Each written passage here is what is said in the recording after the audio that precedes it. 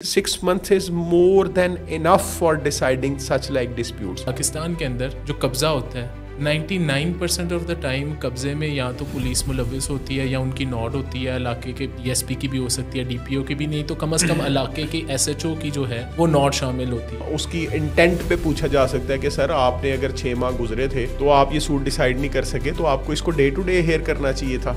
90 days के अंदर जो है वो एक केस ने डिसाइड होना था, क्यों नहीं हुआ? तो parliament can ask the question. Influence का सोल्यूशन यहाँ पे कोई नहीं है। इट इज नॉट अबाउट के इन्फ्लुएंस कोई यूज करके तो है, लॉ इस प्रिजम्पशन पे लॉ लेजिस्लेशन नहीं की, लेकिन इसमें जो है वो पाबंदी ये है कि you can not appear through council, और काउंसिल के जरिए आप अपीयर नहीं होंगे तो किस हद तक ये लीगल प्रोविजन अच्छी है, this is a debatable question. Section 8 जो है वो फिर ये भी बात करता है कि 90 डेज़ के अंदर जो है डिसिप्लिनरी कमेटी को जो है वो अपनी रिपोर्ट या अपना ओपिनियन जो है वो ट्रिब्यूनल को भेजना होगा। और ये 90 डेज़ अगर तो डिसिप्लिनरी कमेटी ये समझती है कि उनसे नहीं हो सकता तो it can apply to the commissioner, और कमिश्नर 90 डेज़ की मज़ीद एक्सटेंशन दे देगा। यानी कि घूम के 180 डेज़ का टाइम होगा इस कमेटी के पास। Do you think 180 days is a feasible amount of time? Number 1, ये जितना क्लैरिटी के साथ ये चीज़ें चल रही हैं, जब किसी शख्स का टाइटल डिटरमिन करना है आपने, और या उस शख्स का जो है वो ओनरशिप स्टेटस आपने देखना है, तो इसमें तो डिटरमिन करने के लिए 90 days is very sufficient period. ये इतना ज़्यादा टाइम इस पे नहीं लग सकता कि आप जो है वो कि आप 90 दिन के अंदर एक शख्स का जो है वो स्टेटस ही डिटरमिन ना कर सके। ये तो हमारा जुडिशल सिस्टम है ना, जिसमें ये सालों साल ये चीज़ें लगती है। Otherwise this is a matter of 1 2 3 4 5 days at maximum कि आप जो है वो टाइटल के रिलेटेड जो है वो इंक्वायरी करें और देन सबमिट अ रिपोर्ट, और ये 90 days that is a sufficient time basically. लेकिन एक्सटेंशन भी है कि अगर 90 डेज में आप उसको कंक्लूड नहीं कर सकते बिकॉज ऑफ मैनी रीजंस क्या हो सकती है कि ये जैसे हमने अभी डिस्प्यूट रेजोल्यूशन कमेटी के जो है वो पार्टिसिपेंट्स को देखा, तो ये पार्टिसिपेंट्स जो हैं वो सारे आम आदमी नहीं हैं, दे आर हाईली आप कहें वो busy, look busy do nothing वाले तो है ही ना, कि वो 24 घंटे जो है आपको डिस्ट्रिक्ट कमिश्नर का ऑफिस जो है ऑक्यूपाइड नज़र आएगा, डिस्ट्रिक्ट पुलिस ऑफिसर का ऑफिस ऑक्यूपाइड नज़र आएगा, सब डिविजनल पुलिस ऑफिसर का ऑफिस आपको ऑक्यूपाइड नज़र आएगा, इसी तरह असिस्टेंट कमिश्नर का ऑफिस आपको जो है वो ऑक्यूपाइड नज़र आएगा। सैलाब आ रहा है, वो कोई और पेंडेमिक है, सफाई मुहिम शुरू हुई है, इलेक्शंस हैं, there are so many things जो इसको 90 डेज़ जो है उसको शॉर्टन करेंगी कि ये थोड़ा टाइम है। फिर एक्सटेंशन का भी 90 डेज़ है, तो ये 6 months is more than enough for deciding such like disputes. और इंटरनेशनल स्टैंडर्ड्स में 6 months is a very sufficient time for deciding a suit. इसमें अगर आपने जो है वो बड़ा कॉम्प्लेक्स किस्म का भी जो है वो डिस्प्यूट रिजॉल्व करना हो तो वो भी 6 months के अंदर रिजॉल्व हो जाता है। अच्छा, इसमें एक तो ये है ना कि because look busy do nothing वाली जो आपने बात की, उसमें मुझे ये भी थोड़ा सा एक जहन में आया कि पाकिस्तान के अंदर जो कब्ज़ा होता है 99% ऑफ द टाइम कब्ज़े में या तो पुलिस मुलविस होती है या उनकी नॉट होती है, इलाके के DSP की भी हो सकती है, DPO की भी, नहीं तो कम से कम इलाके के SHO की जो है वो नॉट शामिल होती है। तो ये जो इन्होंने बिलों को दूध की रखवाली के लिए तैनात किया या लगाया है, what do you have to say about this कि इस कॉन्टेक्स्ट में जहाँ आपके अदारे जो हैं वो इतने ट्रांसपेरेंट नहीं है, वो इन्वॉल्व होते हैं ऐसी एक्टिविटीज़ में या उनकी नॉट मंशा कहीं ना कहीं शामिल होती है, ये 180 दिनों का टाइम जो है, ये जो टाइम फ्रेम है, ये तो वो ऐसे ही अगले को यानी कि कंप्लेनेंट को जलील करके भी गुजार सकते हैं। Whereas in the previous case complainant जो था वो सीधा सेशन कोर्ट अप्लाई कर सकता था इलीगल डिस्पोजेशन एक्ट के केस में। अब तो वो उस एप्लीकेशन से भी 180 दिन उसे इंतज़ार करना ही पड़ेगा because he will have to exhaust this platform. तो मेरे ख्याल से ये एक लूप होल है कि गवर्नमेंट जो है, बेशक उसका मोटिव अच्छा हो सकता है, लेकिन इन प्रैक्टिकल जो है ये 180 दिन एग्जॉस्ट अगर एक DC चाहेगा तो आपके हो ही जाएंगे 180 दिन। देखिए स्टेप बाय स्टेप तो इसमें प्रोसीजर अवेलेबल नहीं है। स्टेप बाय स्टेप प्रोसीजर से मुराद ये है कि जैसे आपको जो है वो सूट आपने आज फाइल किया, तो आप जो एज ए प्रैक्टिस मैं बात कर रहा हूँ, that is not a mandatory thing but as a practice हम सबसे पहले जो है वो इंजंक्टिव ऑर्डर कोर्ट से ऑब्टेन करते हैं, स्टे कर सेक्शन 94 या ऑर्डर 39 रूल 1 और 2 से सिविल साइड के ऊपर। तो इंजंक्टिव ऑर्डर आप ऑब्टेन करते हैं और फिर उसके बाद समनिंग है, फिर रिटन स्टेटमेंट है। इस तरह की स्टेप बाय स्टेप प्रोसीजर्स तो यहाँ पे डिफाइंड यहाँ से नहीं है। लेकिन चूंकि ये लॉ प्रोवाइड कर रहा है कि गाइडेंस जो है वो CPC से ही ली जाएगी, तो ऑब्वियसली पार्टी को समन किया जाएगा और फिर पार्टी हाजिर आएगी, फिर उसके बाद ये प्रोसीडिंग स्टार्ट होंगी। ये लूप होल तो एग्जिस्ट करता है, तो बहुत ज़्यादा डिपेंड कर रहा है ये law competence of the dispute resolution committee पे, कंपिटेंस पे और उनकी डेडिकेशन पे कि वो किस हद तक डेडिकेटेडली इसको फॉलो करते हैं। तो ये चीज़ें तो उसके अंदर जो है वो मौजूद है।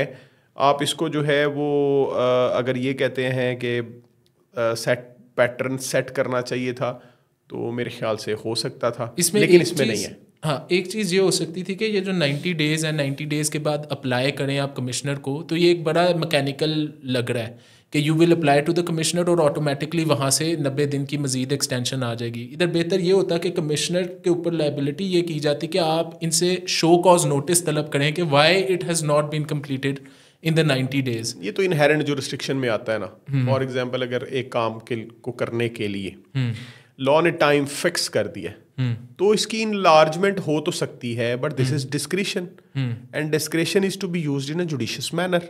और अगर फर्ज करें एक फैमिली सूट को फैसला करने के लिए 6 मंथ्स का टाइम फिक्स है, तो इसका मतलब है कि it should be in a general order, it should be decided with in a period of 6 months. और उस जज को पता होना चाहिए, उस प्रिजाइडिंग ऑफिसर को पता होना चाहिए कि I have to decide it within a period of 6 months. And if in case वो नहीं कर सका, कोई वजह हो सकती है, there are so many things जो पाबंद करती हैं, तो he has to enlarge the time.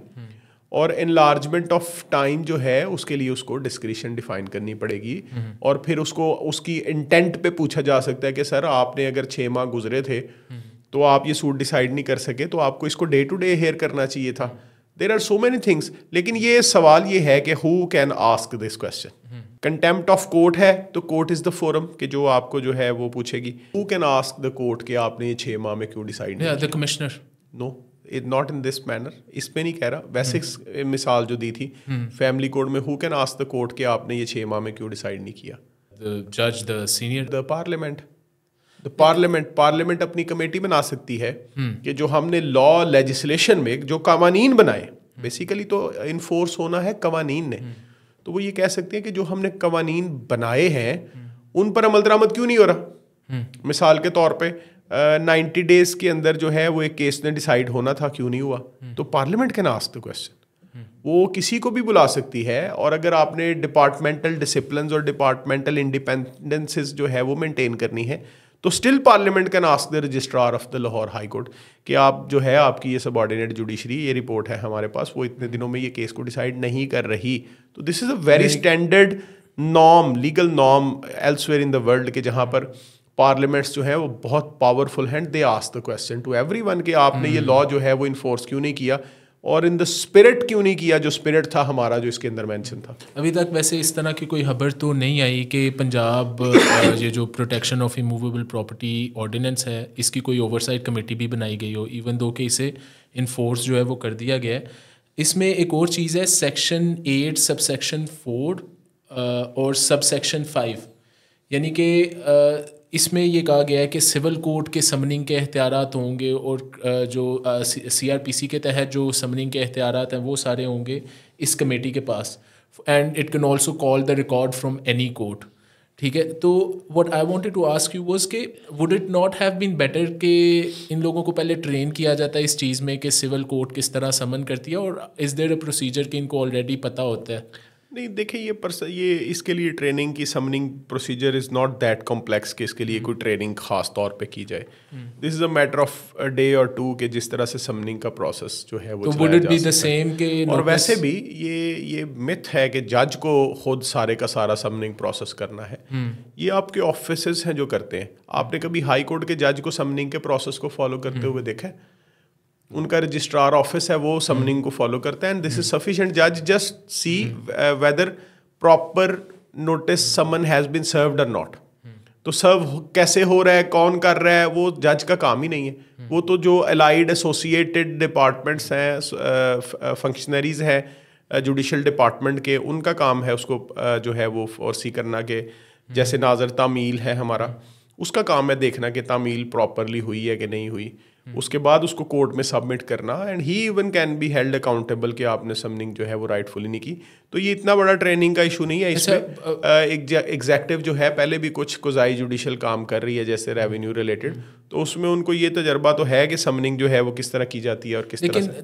This looks like even though कि ये एक speedy remedy government of Punjab ने जो है वो इंट्रोड्यूस करवाने की कोशिश की है, लेकिन समनिंग होगी, मतलब नोटिसेस जाएंगे, वो वापस आएंगे, रिपोर्ट हो जाएगी कि ये बंदा अवेलेबल नहीं है या ऐसे वैसे, उसके बाद अखबार इश्तिहार होगा if the civil procedure is followed, उसके बाद ये जो DRC कमेटी है ये ट्रिब्यूनल को अपना एक ओपिनियन दे देगी। When that person will appear in the tribunal, जिसको पहले समन करने के बावजूद वो पेश नहीं हुआ DRC के सामने, तो क्या ट्रिब्यूनल जो है वो वापस केस DRC के पास भेजेगी? नहीं, रिवर्सल का कोई कॉन्सेप्ट यहाँ पे मौजूद नहीं है। अच्छा, ठीक है कि ये मैटर जो है वो एक दफ़ा ट्राइब्यूनल में जाएगा और ट्राइब्यूनल उसको वापस इनको भेजेगा कि इसको एक दफ़ा दोबारा से सुन के फैसला करें। जी जी, जो भी वंस ये कमेटी डिसाइड करेगी, देखिए ये समनिंग का ना होना, this is not a good objection. ये बड़ी सिंपल सी बात है, अगर आप उसको फॉलो करें एज ए लॉ तो ये this is the most simple thing. It is a very simple thing, लेकिन in the context of Pakistan summoning खुद भी नहीं करवाई जाती ना, कि अगले को पता ना चले। फॉर एग्ज़ाम्पल, मतलब कि हमें प्रैक्टिस में देखने में आया कि हमें क्लाइंट को वाकई हकीकत में नहीं पता होता कि उसके खिलाफ एक स्टे करवा के किसी ने रखा हुआ है 1 साल पहले का, तो समनिंग करवाई नहीं जाती। तो if one of the participants of, मतलब कि ये DRC कमेटी, वो चाहे तो वो समनिंग अगले बंदे को करवाए बगैर भी जो है वो प्रोसीडिंग्स कर सकते। मैंने पहले भी आपको कहा कि ये उनकी कॉम्पिटेंस पे और डेडिकेशन पे जो है वो डिपेंडेबल है लॉ, नेक नीयति पे। और ये नेक नीति जो है ये तो जज के रिलेटेड भी है ना, कि अगर आपका जज अच्छा है तो he will do everything possible कि वो जो है वो समन को एज पर लॉ कंडक्ट करे, प्रोसेस को as per law, not as per his own wishes या किसी एम्प्लॉय की विशेज पे। मिसाल के तौर पे तो अगर एक बैलेफ रिपोर्ट सबमिट करें and that report is incorrect, तो जज अगर अच्छा है तो he will be inquiring that, and he will be inquiring to the maximum extent के उसको पता चल जाए दूसरी पार्टी को। अब मॉडर्न बड़े से रिसोर्स जो हैं वो मोड्स हैं जिनसे आप समनिंग कर सकते हैं। व्हाट्सएप है, ईमेल है, आप जो है वो घर पे जो है कोरियर भेज सकते हैं। There are so many things जिनको यूज किया अनलाइक जा द सकता है। Civil courts, this committee uses these means. नहीं, क्योंकि देखिए सिविल कोर्ट्स तो बिल्कुल यूज नहीं आपने करते। कभी पुलिस वाले को जो है वो ये कहते हुए सुना है मैं समन लेके गया था, बंदा पकड़ा नहीं गया? वो कहाँ से पकड़ लेते हैं? So this is here the duty lies with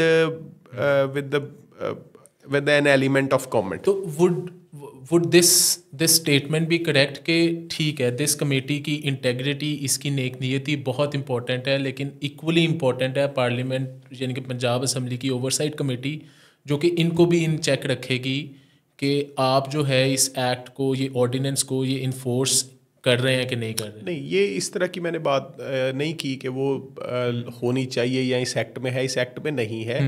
मैंने एक जनरल डेमोक्रेटिक सोसाइटी की बात की थी कि वहाँ पर जब पार्लियामेंट लॉज बनाती है तो पार्लियामेंट उन लॉज को गार्ड भी करती है, और गवर्नमेंट जो है अगर उन लॉज के ऊपर अमल दरामद नहीं कर रही, government is a separate institute, parliament is a separate institute, तो there is availability of procedure in the laws के कमेटीज़ वहाँ पर बैठती हैं और they question the government functionaries and the government कि आपको जब ये वाला लॉ हमने बना के दिया था उसमें ये लिमिटेशन थी, तो why you are not following that.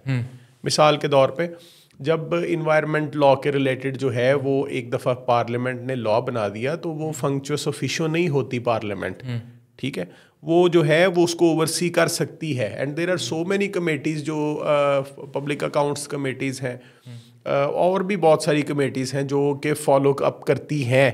तो ये टाइम लिमिट के रिलेटेड भी एक कमेटी होनी चाहिए। ये मेरा कहने का मतलब ये था कि अगर मैं क्लियरली आपको बात समझा पाऊँ कि ऐसी कमेटी वहाँ पे मौजूद होनी चाहिए जो इसको फॉलो करे कि हमने अगर लॉ में लेजिस्लेट किया है तो उसमें टाइम फिक्स किया है तो काम उस टाइम के अंदर होना चाहिए। अच्छा, सब क्लॉज 6 जो है वो कहते हैं notwithstanding anything contained in any other law for the time being in force, the committee through its convener may apply to any court of law or tribunal that any case involving illegal possession of immovable property under the ordinance pending for trial before such court be transferred to the tribunal, or such court or tribunal shall transfer the said case to the tribunal. अच्छा, अब कोई भी ऐसा case जिस किसी भी दीवानी अदालत या ट्रिब्यूनल ऑलरेडी पेंडिंग है, उसमें क्वेश्चन अराइज हो गया इलीगल पोजेशन का, तो ये कमेटी जो है वो जो एप्लीकेशन आप फाइल करेगा, जो इलीगल जो डिस्पोजेस्ड बंदा है, लॉफुल ओनर जो है, टाइटल होल्डर जो है, वो जब एप्लीकेशन फाइल करेगा तो केस अगर किसी कोर्ट में पेंडिंग है इसके रिलेटेड, तो ऑब्वियसली वो जो है वो रिक्वेस्ट करेगी, कमेटी उस कोर्ट को डायरेक्ट करेगी, रिक्वेस्ट करेगी कि आप ये केस जो है वो ट्राइब्यूनल को ट्रांसफर कर दें after hearing all the things. मिसाल के तौर पे जब वो इसको सुनेंगे तो उस पर अपना ओपिनियन उसी तरह से फॉर्मुलेट करेंगे जो पिछले प्रोसीडिंग सेक्शन में कहा था।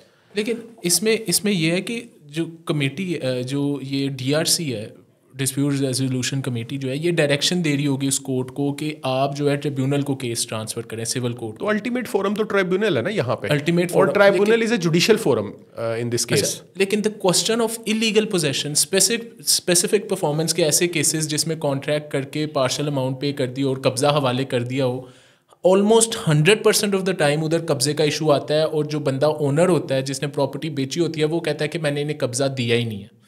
तो क्वेश्चन ऑफ इलीगल पोजेशन तो वहाँ अराइज हो गया।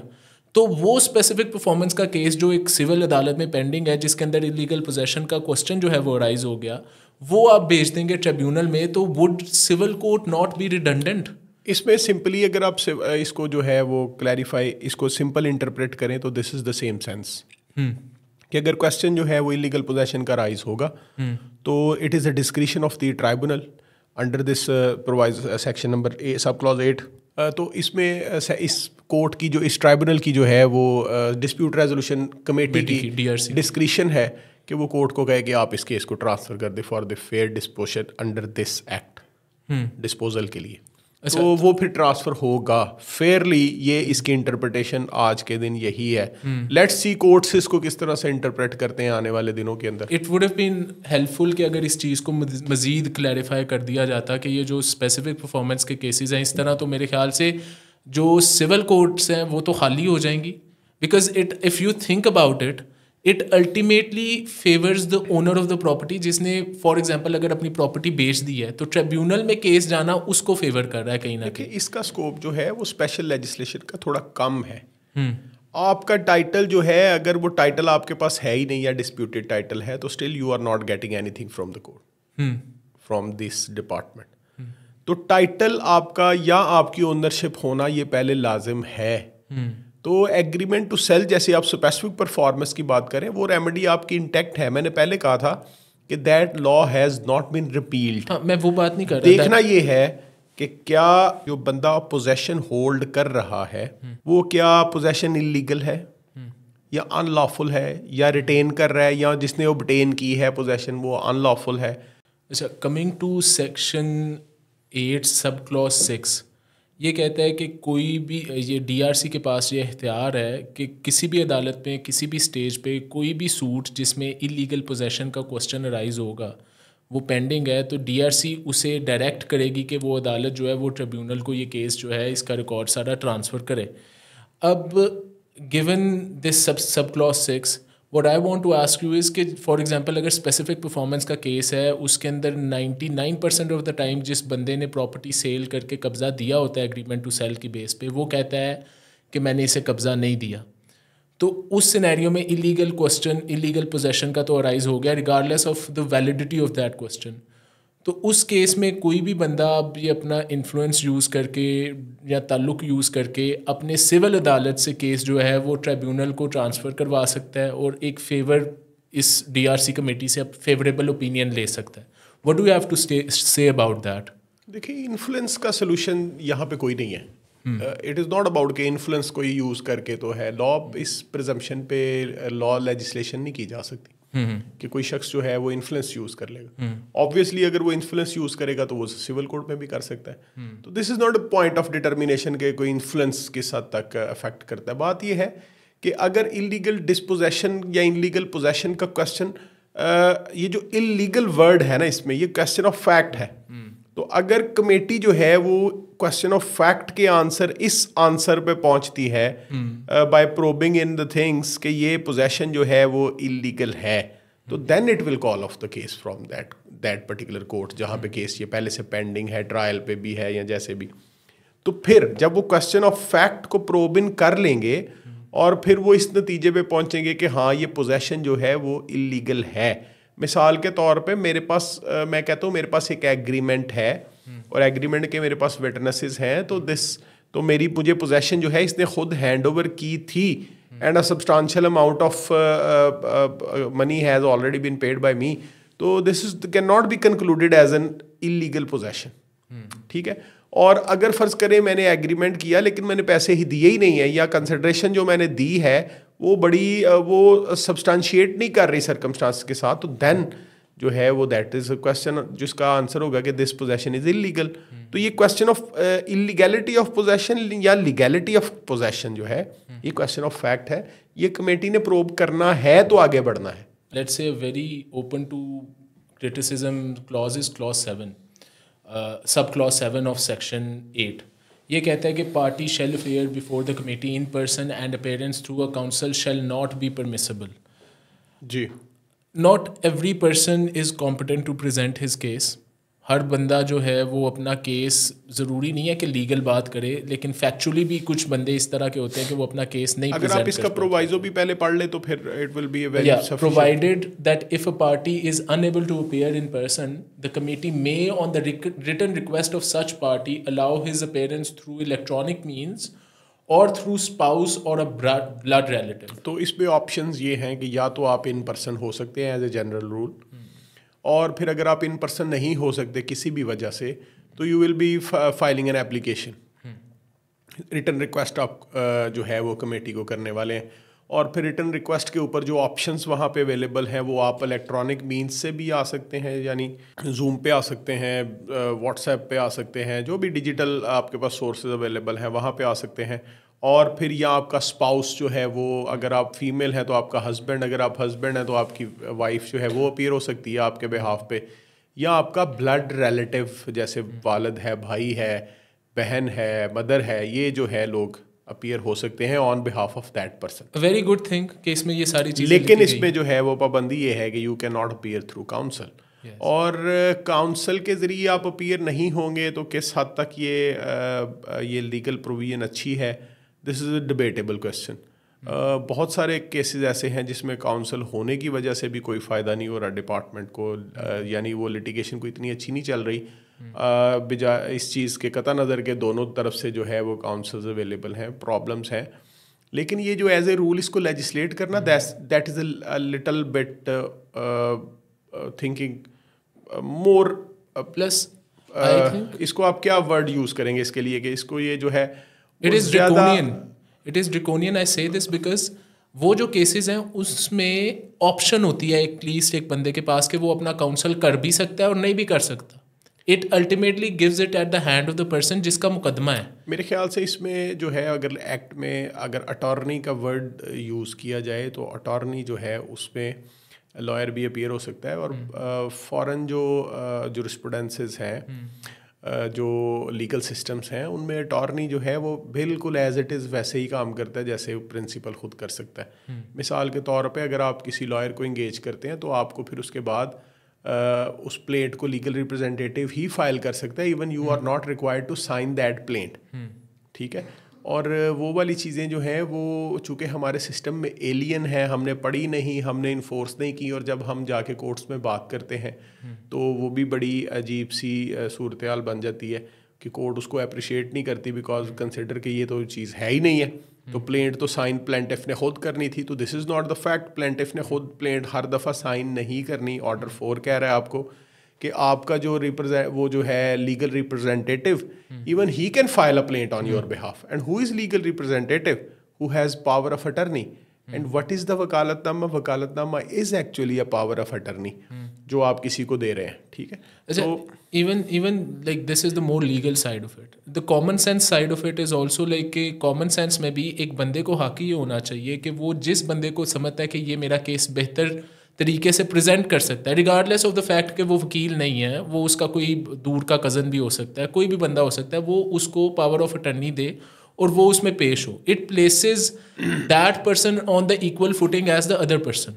It guarantees at least to some extent the fair procedure in terms of actually मेरी ये जो ऑब्जर्वेशन है वो ये है कि चूंकि वो इस जो कमेटी का काम है इसको ज़्यादा एडमिनिस्ट्रेटिव नेचर का काम उन्होंने समझा है, तो मेरे ख्याल से एडमिनिस्ट्रेटिव नेचर में उन्होंने जो अपीयरेंस ऑफ थ्रू काउंसिल है उसको बैन किया। तो दिस जो नॉर्मल हमारी रूटीन है जूरिस्प्रूडेंस की, जो नॉर्मल हमारा सिस्टम ऑफ लॉ है, उसमें तो ये चीज़ जो है वो एक नई चीज़ है जिसमें आप एक्सक्लूड कर रहे हैं किसी भी अथॉरिटी को, अटर्नी को, कि आप जो है जाएं। अब सवाल ये होगा कि आप एप्लीकेशन फ़ाइल कर रहे हैं, एप्लीकेशन कौन लिखेगा? He can get it written from some counsel, और फिर वो फाइल करेगा आपके पास, और फिर टाइटल के क्वेश्चंस जब अराइज होंगे, वहाँ पे कॉम्प्लेक्स क्वेश्चंस अराइज होंगे, जब समनिंग के कॉम्प्लेक्स क्वेश्चंस अराइज होंगे, जब समनिंग ऑफ जो है वो डॉक्यूमेंट्स के क्वेश्चंस अराइज होंगे, जब इंटरप्रिटेशन ऑफ स्टैट्यूट्स की जो है वो अराइज होंगे क्वेश्चन, तो फिर क्वेश्चन सवाल ये है कि who will be addressing to those questions. तो अगर फ़र्ज़ करें यहाँ पे अच्छा ये था कि इस कमेटी के अंदर एक जो है वो किसी लॉयर को शामिल कर देते, बेशक वो गवर्नमेंट लॉयर को शामिल कर देते, तो वो अच्छा है। थोड़ा स्कोप इसमें अभी अवेलेबल है कि कोई एक एजेंसी का बंदा जो है उसको नॉमिनेट करेगी, खुद को ऑप्ट करेगी ये कमेटी, तो it would be very better कि वो जो है वो किसी लॉयर को फ्रॉम द डिपार्टमेंट, लॉयर हो जाए, रिटायर्ड कोई जज साहब हो जाए, कोई भी मतलब कि किसी भी एजेंसी जो उनके अंडर कंट्रोल में, उन्हीं में से कोई बंदा लेगा ना जो स्टेचर में भी उनसे उन मुताबिकत रखता हो। तो उसमें मेरे ख्याल से जो अटर्नी ऑफिस है गवर्नमेंट का, उसमें से किसी बंदे को लिया जा सकता है, ताकि ये जो इंटरप्रिटेशन रिलेटेड क्वेश्चंस हैं उनको वहीं पे एड्रेस किया जाए, और फिर एम्बिग्विटीज़ जो है वो ट्राइब्यूनल तक ना पहुँचे। All right. So we'll come to the next section, which is section 9, the preventative measures. It says in case, yes, it says in case an owner or a title holder of immovable property apprehends commission of an offence under the ordinance, he may file an application before the deputy commissioner concerned for taking preventative measures. अच्छा, इस ये apprehension पे है basically, apprehend अगर कोई करे, उसके बाद subsection 2 is where the question arises.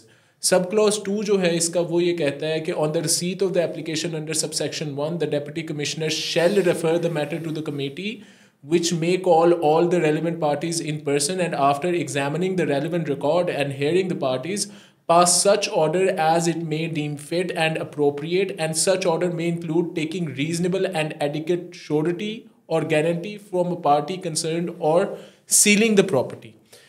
इतने जब आप एक्सट्रीम जो है वो मतलब कि इनको इख्तियारात दे दिए हैं, ऑब्वियसली एक बंदा अगर गया है इस कमेटी के पास, वो कह रहा है कि मेरी प्रॉपर्टी पे कब्ज़ा हो गया, तो ये कमेटी जो है ये इंडेमनीफाई करने के लिए उस पार्टी को बुलाएगी और उसके बाद वो प्रॉपर्टी सील तक कर सकती है। This committee has near me, इस एक्ट के तहत इसने एक ओपिनियन फॉर्म करना था जो कि अल्टीमेटली ट्रिब्यूनल में जाना था, लेकिन इसको इतनी स्वीपिंग पावर देने से क्या ये जो एक्ट है इसका जो सोल पर्पस है वो पूरा होता है?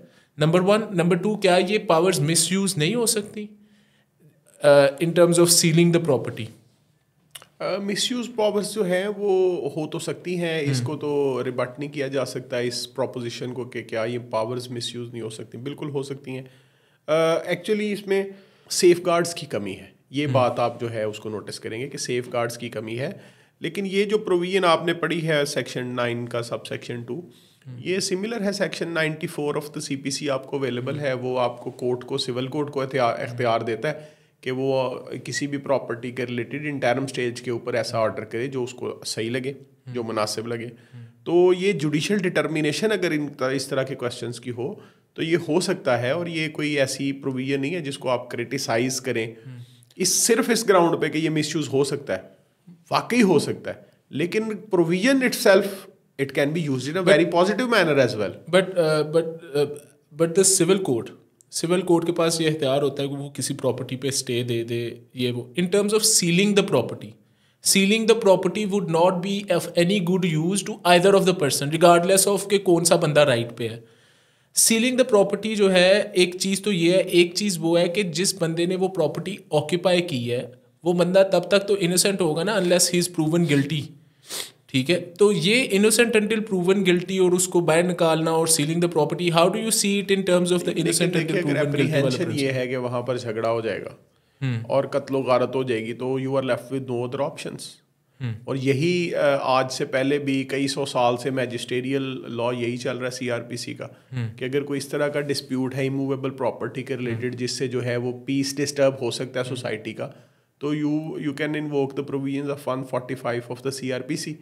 तो ये कोई ऐसी नई प्रोविजन नहीं है, यहाँ पे फिट इन की है जो आपको लग रहा है कि वो प्रोसीडिंग्स के अंदर जो है वो मैच नहीं कर पा रही, but it is all good अगर इसको रीजनेबली यूज़ किया जाता है कि आप ज़रूरी नहीं है कि आप सीलिंग का ऑर्डर करते हैं, it may include, it may pass the committee में pass any appropriate order and it may include the sealing of the property.